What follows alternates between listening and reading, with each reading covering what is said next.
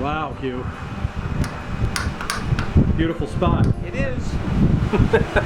What a breezy, beautiful day. You know, the thing about Maui, Hawaii in general, is of all the places in the world, I don't think I've ever seen a climate like this. I say that oftentimes. I think if there's a better climate on the planet, I haven't been to it. It is, generally speaking, the only difference between summer and winter is whether you're going to be low 80s or high 80s. We're very fortunate that we get the trade winds because any humidity, that's what cuts it. Yep. So wind is our friend here. Yep. Not always great when you want to play golf, but you get used to it. You actually do. You learn to embrace the wind, but it also drives a lot of the activities, the kite surfing, and especially on the North Shore and stuff. So, and then we're really lucky because the mountains here are so high, where we might get 8-12 inches of rain a year. Back here we're getting 250, and that's our water, but it also creates it green, feeds the agriculture, and we're called the Rainbow State because even though the ocean is the draw, the mountain views here are spectacular, and we get unbelievable rainbows. And there's no bugs. I know, isn't that? It's bizarre. I know, you can leave your doors wide open because, where I've lived, as soon as the sun drops, the mosquitoes come out, the little bugs, the no-see-ums, and here, you can leave your doors literally wide open. I mean, we have geckos. They like to run in and out, but you can't stop them anyway. Right. They have access. So, and they eat the little bugs, and they're great. But it's. I pinch myself every day. It's. Where are you from? When you said. Well, I did some traveling skiing, but ended up in Whistler for 30 years. And 30. 30. Yeah. From what ages? I was there just after we got married, or actually before we got married. That was 76, and I left in 2005. And what'd you do there? Well, I had lots of jobs. I was on the ski patrol on Blackcomb for years. I had a knitting business. I built houses. But I got involved in local politics, ended up 17 years on city council, 9 of those as mayor. And that was when, the biggest growth of Whistler occurred. Plus we took on the Olympic bid and successfully won it with Vancouver. My goodness. Yeah, that was a good time. Was that enough time, though, to be mayor? Was that enough time to be in politics? Well, the opportunity to come to Hawaii presented itself. Okay. I never thought I'd leave Whistler, but I said to my wife, what do you think? We can live in Hawaii and work there. There was a job presented here at Hanuakai to just do the regional sales of this project. Okay. And we'd been coming here and visiting good friends for a long time, and we took it. We just said, okay, we've been in ski resorts for all our lives, and to try the summer version was an opportunity, so we grabbed it, and we love it. We absolutely love it. You could have gone on to be like, what do they call the guys that run the entire state? It's Premier. Premier, that's yes, it. Yeah. You didn't, no interest in going Well, further? the opportunity came here, presented itself, and that's where you thought this was better than staying in just public because service? we really used to come here and just fall in love with I it, see. and just said, what can you do? That's always the problem, because resort communities, whether they're summer or winter, present the same problem. It's a lifestyle. There's not always a lot of great work employment. It's a lot of tourism jobs, and they're fun, but they don't pay the big bills. And and real estate presented itself as one that could possibly, if you're good at it, but it's very competitive. There's a couple thousand realtors on Maui. Is that right? That's right. Okay, sure. And I'm sure so, so when did you get here? I've been here since August 2005. So I've been here 10 years. Yep. And I've seen the highs. When I arrived, the real estate market across the United States was on fire. We sold that building there $415 million in 8 hours. And then we sold this one over the next year, and that was pre-sale, so there was nothing. We had to construct it. By the time we got it built, of course, the market had crashed. Things, it was a desperate time for 2 or 3 years.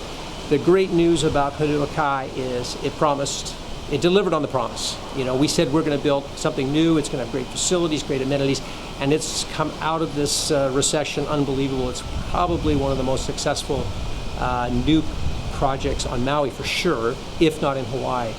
People love it. They love the size, the new configuration, the large bedrooms, the use of space, the nana doors, the large lanais, all the pools we have and amenities. It meets all the new code, for construction. It's elevated. It's set back from the ocean. It's on a raft foundation, so it can better withstand, like an earthquake, as we're in the ring of fire. All that stuff. And this is not a timeshare. No, this is. So the beauty of something like this is simple. If you want to buy, if you're looking to buy a condo, on Maui, and you want rental income, and you want rental income, this is a fabulous property. You know, there's a lot of people who come who are elderly and you know, that maybe they want something a little more private, and there's lots of that available also. There's lots of variation, but to have new on the beach where you can come and use it, and then when you're not here, it just performs unbelievable. It's the top of the market in all of Maui. And it's the standard that I use. I compare everything else to it. And there are other opportunities, but this is the best of the best. And being new, people really, really like that. Can you give me a little tour? Absolutely. So the Nana door system really allows for the interior space to flow out to the exterior space. And people just absolutely love the fact that we can open these doors wide open, you know. Oh, beautiful. Yes. And so you can be outside, there's a screen system, but outdoor living here is so fantastic because the evenings stay warm. You can sit out here, you can eat, be under the stars, it'll still probably be 78, you know, really comfortable. Light breeze going by, it's just one of the great features of Maui. So having real space outside in these lanais, they call them, right, are just fabulous. This is a very standard floor plan here. This is 690 square feet, 1 bedroom, 1 bath. And what's really nice in the design is very little hallway. Everything's highly utilized. The space is comfortable. This does make into a queen bed, so if you're traveling with children or another couple, you can easily accommodate 4 adults here. As you can see, they're beautifully appointed. There's lots of space. Everything comes with the unit when you purchase it. That was right from the get-go, right down to the martini glasses. They all have washer and dryers stacking inside, and Bosch appliances. The big difference you see in the modern design is in the bathrooms, because these all now come with tubs and showers, double sinks. And so, you know, the families need a tub for children, that's great, but most people we find gravitate to the showers. Nice bedrooms, TVs in the bedrooms, TVs out. The doors, the Nana door system opens up to the lanai off the master bedroom. So, do you want to talk price? This one is listed at $899, and it is, you know, a unit like this, it'd be fair to say will probably do $90,000 a year in gross income, which is very good. So even once you take out all the expenses, management fees, property taxes, it's still netting a very nice income for the owners. That money can obviously go straight into their pockets, or it can help to offset a mortgage. The infrastructure that we have in place for guests, they love it. There's a spa, there's restaurants, there's a Duke's restaurant, there's 3 pools, we're on the beach. We have a lot of landscaping, gardening. It's just really, really comfortable feel. Property taxes in Maui are actually quite low. And even though this is ranked as a hotel resort, which is one of the higher classifications versus sort of residential, it's less than 1%. It's 0.89, I believe. The only other expenses that you have is depending on how you want to manage your property. So management company fees, you know, they vary a lot. We'll manage a property here for 25%. That's everything. Credit cards, cleanings, deep cleans. We don't come back to you for anything else, which is very, very competitive. Others can go as high as 35, even 40, 43. So it varies. You want to search that out, who's going to manage it. Or a lot of people just do it themselves. That's always an option. Go VRBO and do your own thing. That's great. And it also depends on how much you plan to use it. So the more you use it, maybe the income isn't as important. But a lot of people, they come in early and with the idea of retirement and only spend a couple of weeks, but in 5, 6, 7, 8 years, maybe they're here a couple of months. Exactly. And so it has been generated enough income to pay down a mortgage, or it's really established itself. People get a following in their property. So this is the beach. Wow, look at this. The north end of Kaanapali Beach. My gosh, Hugh.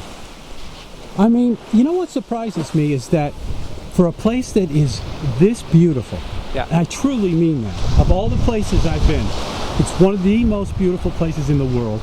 It's not as built up as I would have expected it. No, it really isn't. Is that conscious of the community here? Yeah, absolutely. I think that the community here is that you have to, the goose that laid the golden egg can be spoiled. Yeah. And so they're very, very, very careful about new development. Any new development really requires a commitment to housing for the residents, because that's always the big challenge at any resort I've ever lived in, summer or winter, is that the popularity of the resort takes over and the real estate gets so expensive, the very people you need to run the resort can't afford to live there and they have to commute long distances. Well, we do live on an island, but the issue is still the same. So how do you maintain the servers, and how do you make them so that they still love living here? And I would say that, you know, a combination of some good policy by the government, some great employers like TS Restaurants that owns Duke's, they are a family. Oh my God, my kids worked for them 8-9 years ago. They can walk in there today and they still know people, and they'll say hi to them, and they only work 6 months. That's a rare experience to be in that kind of family of people. And so people will be here for a lifetime. They'll be servers, they'll surf, they'll find a way to, you know, raise their kids, have a house. So there's an art to working it. It has its challenges, and the council's working hard at it, but they just won't let development get out of control, because you know, they've seen what's happened to other places. And I have to ask you before we go, the adjustment going from the mainland of North America to an island that is 5 hours away by Superjet. Right. What's that been like? Well, you know, there's more similarities between a place like Maui and Whistler than there are differences. I lived in France, in the French Alps for years, and you'd go up for 5-6 months and live in these little valleys, and you would never leave. And I mean, talk about claustrophobic, that was it, because we had big avalanches that could come right through the town. I mean, not only was it claustrophobic, it could at times be dangerous. But it never has ever bothered me. And I think one of the things that I love about Maui is the fact that we have these two other islands here. We have Lanai and Molokai, and it makes you feel like there's an arm around you. You don't feel like you're just looking into the abyss. We see cars, we see lights at night. You know, there's always clouds on, there's activity, there's color.